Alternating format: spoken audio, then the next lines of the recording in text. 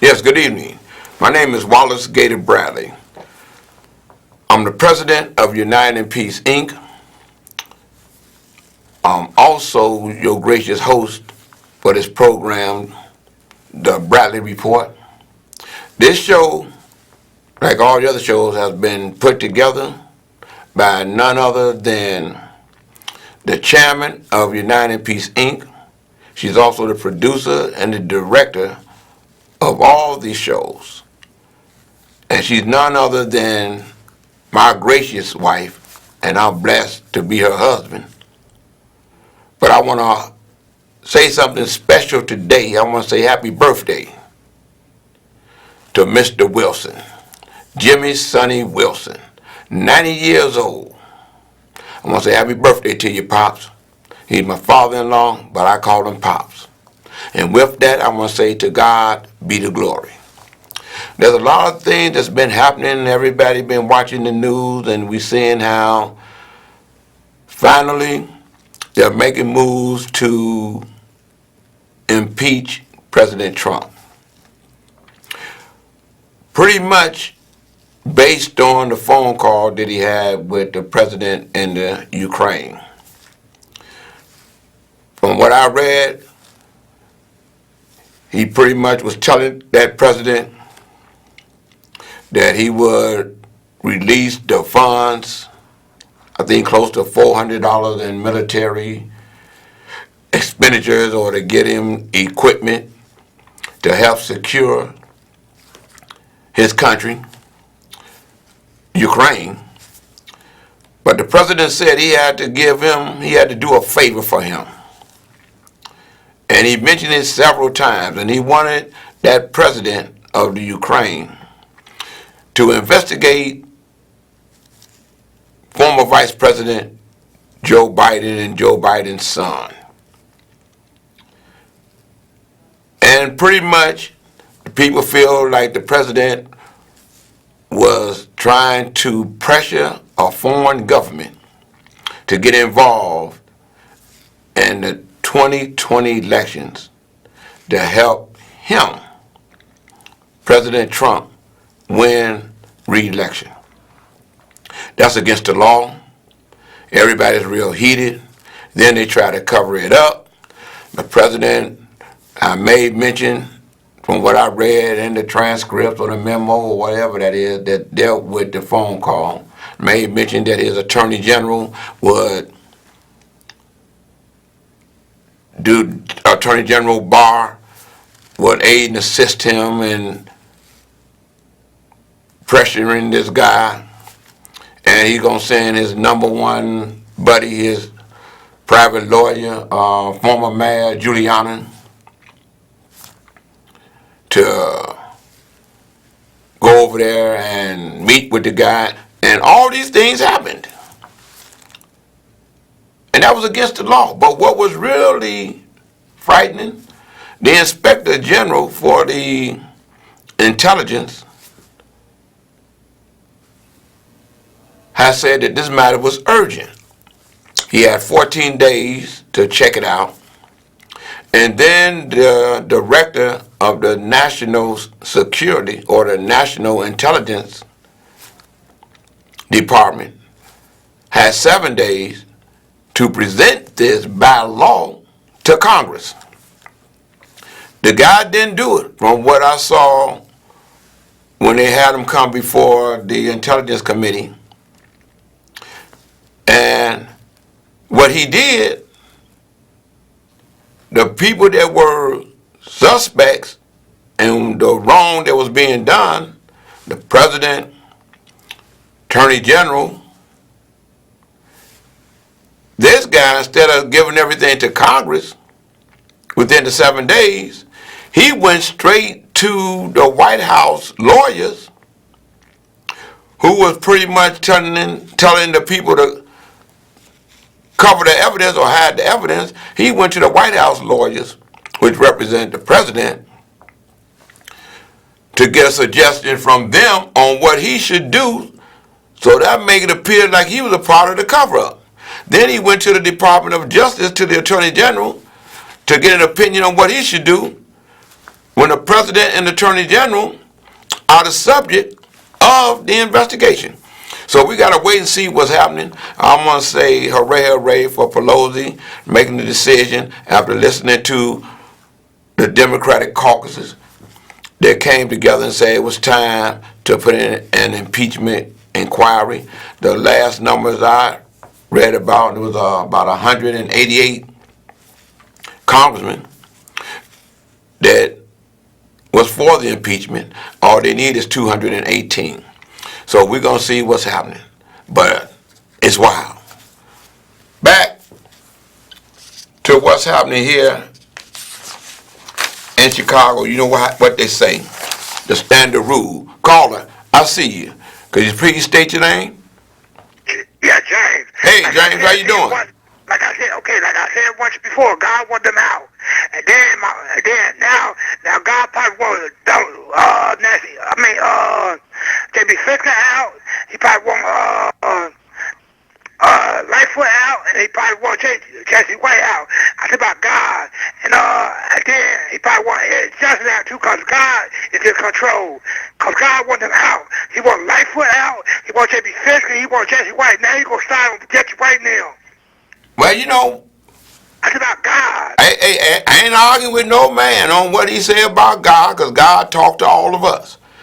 But what I'm seeing, it ain't as if God is at Lightfoot or Jesse White. Jesse White made a decision that he wasn't going to run for re-election in the next election. And Lightfoot just got in. And from what I'm seeing, Lightfoot and President Pratt Winkle, they're now talking to try to make things better for the citizens in Chicago as well as Cook County. And I think I'm of the opinion, I don't know, I'm just of the opinion, because one thing I do know, that the best way to have a productive conversation and a negotiation is to start off by agreeing that the both of them have a right to disagree, and also the both of them must respect one another's opinion. So, but I'm seeing what's happening in Washington, D.C., and I'm sure you're seeing it too.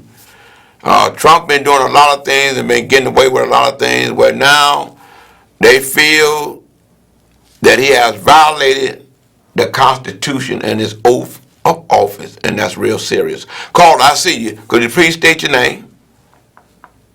Caller? Good evening. My name is Joe. Hey, Joe, how you doing? My comment is this. There's a principle. Your country supposed to come before your party. Correct. And when you look and see what's happening in the media, we got a president that's threatening a whistleblower. Now, there's a policy. There was a procedure put in place. This person did what they were supposed to do. Correct. They didn't go to the media.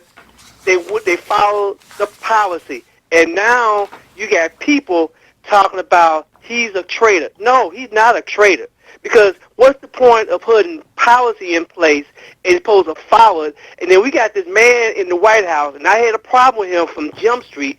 Look on YouTube. People that in his cabinet at first, he wanted them to take oath of loyalty right to him. When they took their oath to the United States, that's supposed to be for our country, for the people of this country. And when we look at the Attorney General, he is not the president attorney. He is the people attorney of the United States. And his butt should be in the flame. And we look at Giuliani. If I'm wrong about something, stop me dead in my track. He is hurting national security. He got this citizen running around dealing with national security, and he don't even have a security clearance. And at one while, the president didn't have a security clearance. So he is a threat. Right. And when you look at, there's a reason why they put in the Constitution that they didn't want to have people interfering with our election. And he is being compromised. When you let a foreign country be able to get some dirt on you, they don't have no other choice but to get rid of his butt out of office. You correct. Man, you own it like what's on the back of our currency. In God we trust. The thing is, You 100% on it. You spot on it, man. And that's why I'll always say, and you hear on some of my radio commercials, or vote, don't choke. We have the right to vote to bring about change, but we in a dire situation. The country is. America once was known as the number one country in the free world. Now America has been diminished to number two. Russia, number one. After the Mueller report came out, from what I read, I'm just going by what I read and what I heard, and I'm just sharing that because it's everywhere. You can't get around it. You know what I'm saying? Okay, you can't get around it. It's what's happening. All right? Just what my caller, I thank you for calling in too. And you too, James. I thank the both of you for calling in. When we stand and see where everybody knew that Sessions said, no, when he was Attorney General, I'm not going to do that because I'm not going to catch that weight. So then the president get the other bar who says, I'm going to be your Attorney General to help block everything that's happening. And the other guy that they want to put in there for the director of national security, they found out he wasn't the right guy. Then they come with just another guy, the acting director, and he held on. He violated all the rules to the point he had broke the law. Okay, this is not just policy; these are criminal offenses, pretty much. And just like the caller stated, the Attorney General supposed to represent nothing is more important than the country, the security of the country. The balancing beam is the rule of the Constitution. And when they say words, they have power in their legislation. When they say shall, they mean shall as what should happen. When they say that guy shall give, after 7 days, he shall turn that over to Congress. And he didn't. And the whistleblower, from what I've read, I don't know, but it's from what I read, I'm sure everyone has read.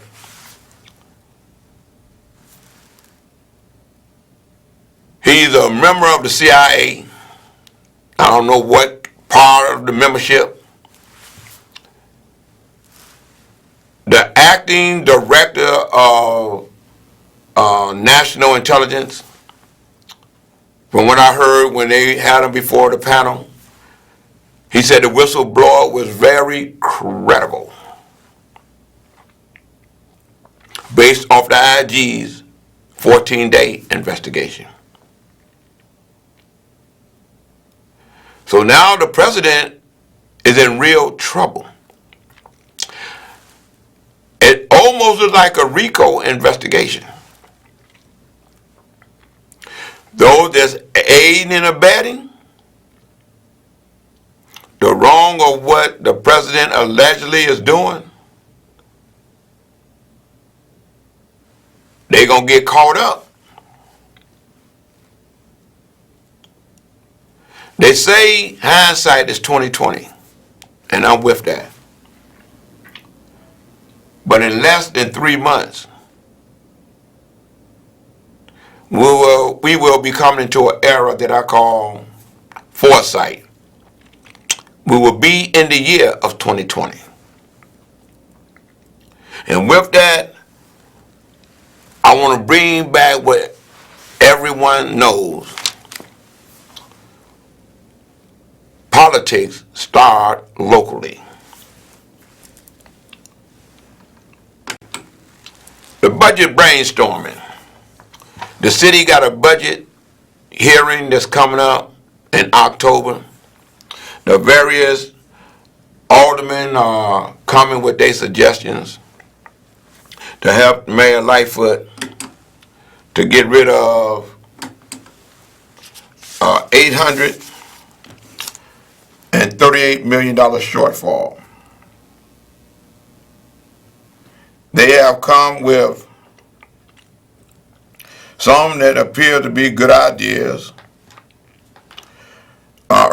Chicago aldermen are urging Mayor Lori Lightfoot to lift the city's ban on video gambling, create a new city sticker for ride-hailing vehicles, and if a massive property tax increase is unavoidable, phase it in and make the bitter pill easier for the citizens of Chicago to swallow by abolishing the $9.50 a month garbage collection fee.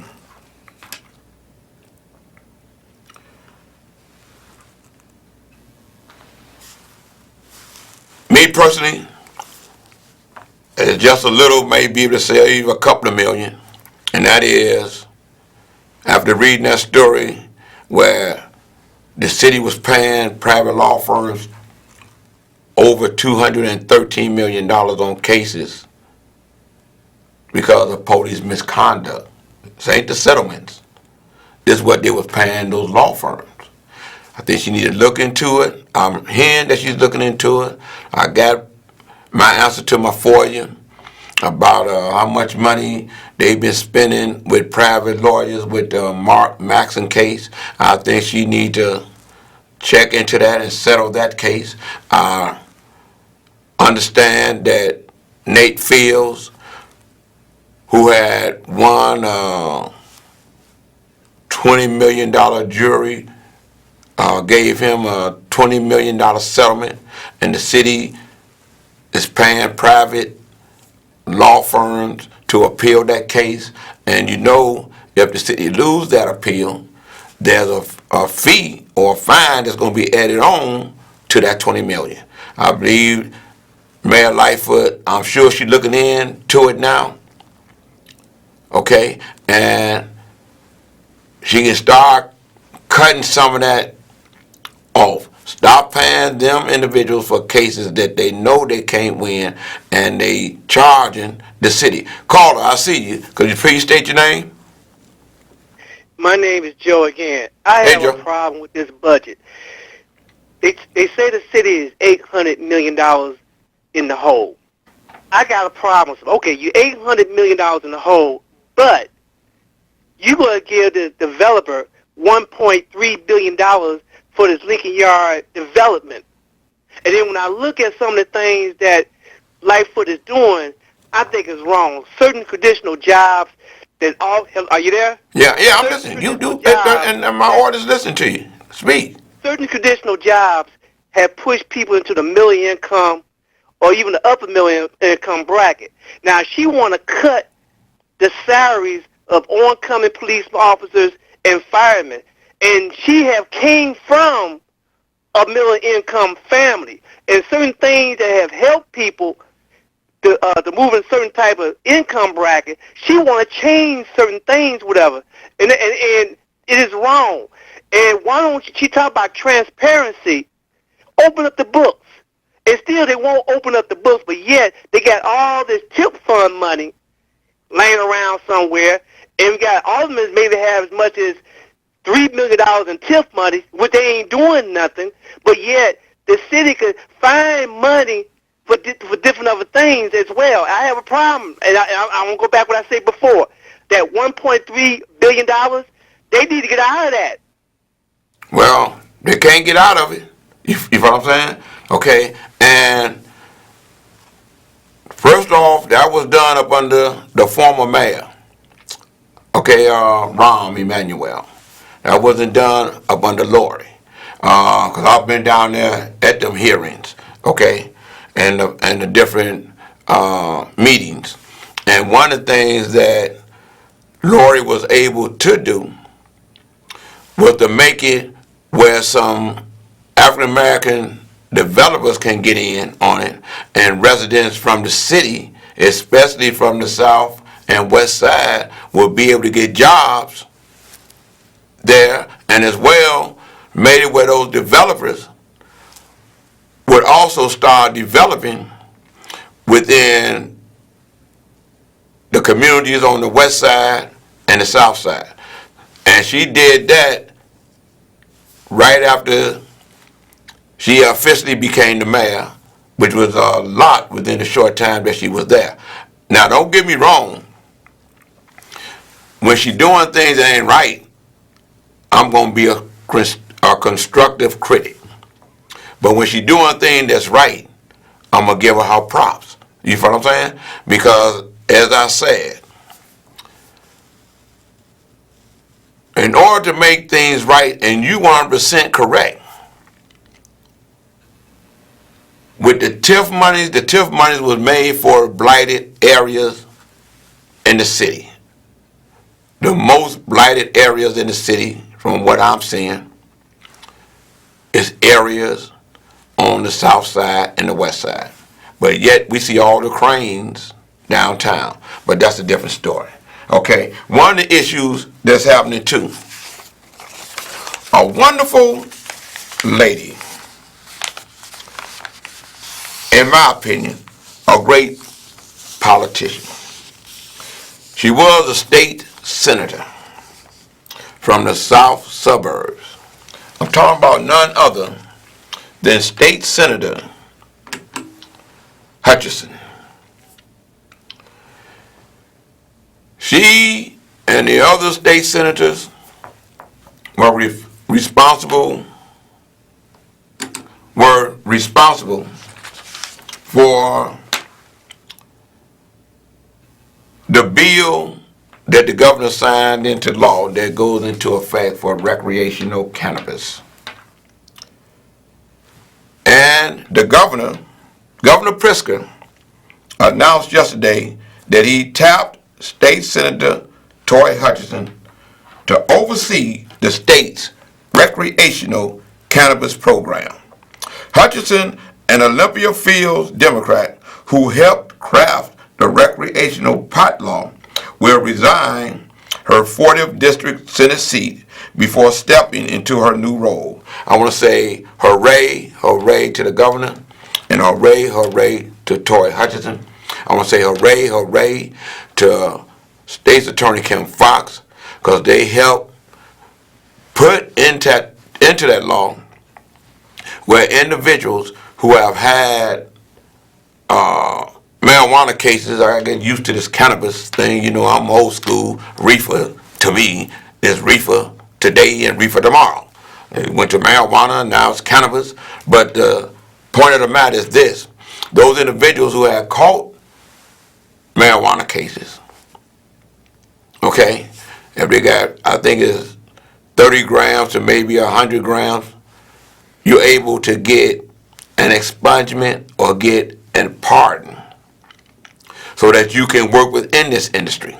It was also brought to my attention that somewhere downstate, there's a state college, only one in the state, where an individual can go down there and earn a certificate. It's like a degree. You get a certificate to be able to grow the cannabis as well as run a dispensary. Okay?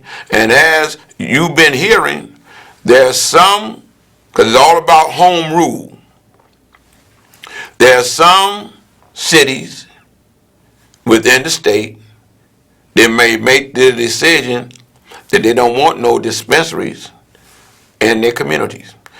As you heard or probably read, Mayor Lightfoot has said that she don't want any dispensaries pretty much in the downtown area. But the alderman that's in that area, he has a problem with that because he feel he may want some dispensaries in that area. My thing is, it's not about it benefiting just one group of people, be it 1%ers or 5%ers or whatever it is. It's for everyone to be able to capitalize off of a new form of revenue that the city and the state and the county will be able to tax to get revenue, so they don't have to raise taxes. It reminds me of how they took the policy game and made it the lottery, and the money was supposed to go towards education, and then none of it come back to us. So I'm just saying, hooray, hooray to Toy Hudson. She's the pot czar now. Well, the teachers union voted about 90-some% of their membership voted to have a strike. Let's pray that the mayor and CPS can come together to avoid a strike. And the earliest that they can strike is October 7th. With that, I want to say, stay prayerful, watch over your kids, and if you see something wrong happening, say something. To God be the glory. Don't forget to vote. Don't forget to get registered to vote. And please, by all means, come out March 17th, 2020 and vote for the Supreme Court. Vote for Nate House for the appellate court. Vote for Mike Hyman for the circuit court. Vote for Deidre Bowman. And for State's Attorney, re-elect Kim Fox. To God be the glory. I'm out of here.